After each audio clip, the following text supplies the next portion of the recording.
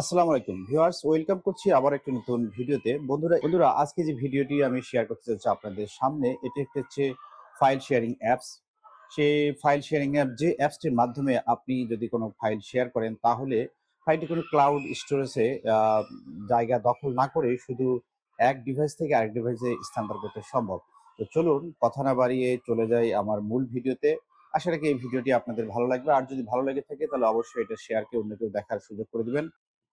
তো আপনাকে যে কাজটি করতে হবে, আপনাকে কম্পিউটার থাকা যে কোনো একটা ব্রাউজার ওপেন করতে হবে। আমি ক্রোম ব্রাউজারে প্রবেশ করছি এবং শুরুতে আমরা সার্চ বার লিখে ফেলবো BLIP, এটা লিখে একটা সার্চ করব। প্রথমে যে লিঙ্কটি আমরা দেখতে পাচ্ছি যে blip.net, এই লিঙ্কে আমরা একটা ক্লিক করে দেব।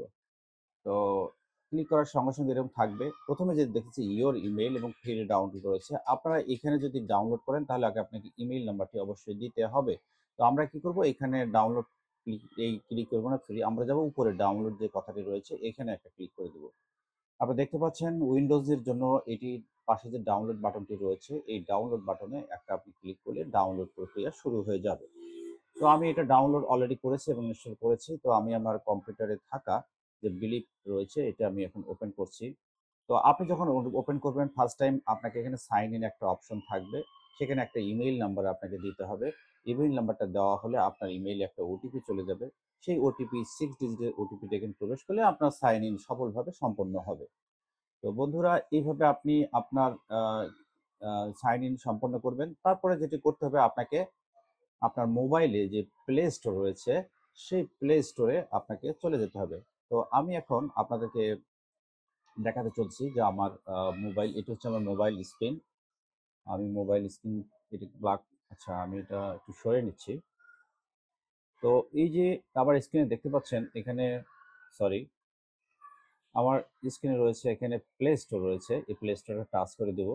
টাচ করে দেওয়ার পর এখানে আমরা লিখব, সার্চ বারে লিখব বিলিপ লিখব। আমরা যদি এখানে বিলিপ লিখে ফেলি, সার্চ করি, এটিও আমি আগে থেকে ইনস্টল করে রেখেছি। এখন কি করব, এটাকে আমি ওপেন করে দিব। তো আমি যখন ওপেন করছি দেখুন, এখানে কিন্তু যেহেতু আগে থেকে আমি সাইন ইন করে রেখেছি, মোবাইলে কিন্তু সাইন ইন অপশন আসবে। তাহলে আমি সেম ইমেইল নাম্বারটি এখানে দিয়েছি।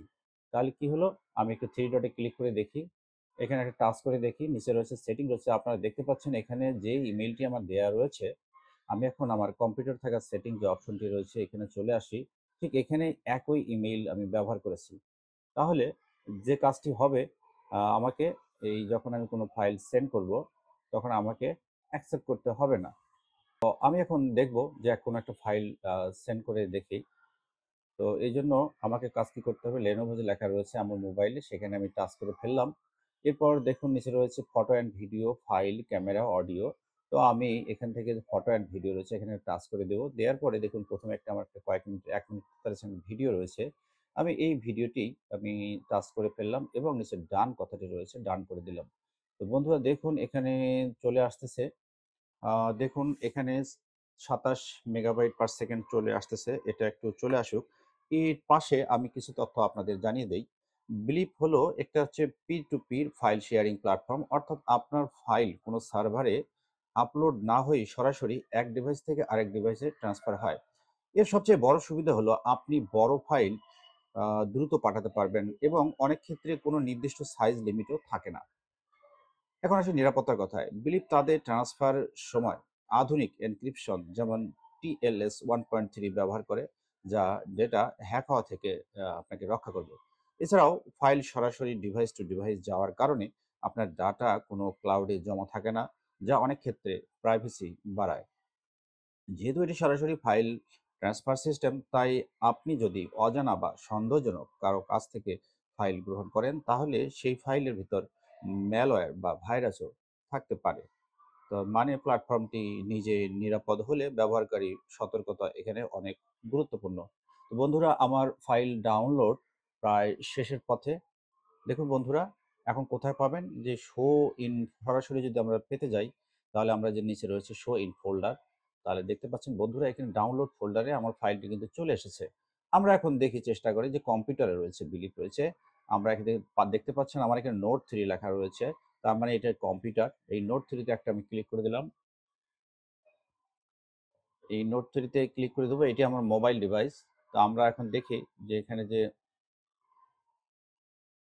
নোটটিতে ক্লিক করে দিলাম, দেওয়ার পরে সেন্ড ফাইল কথাটি রয়েছে।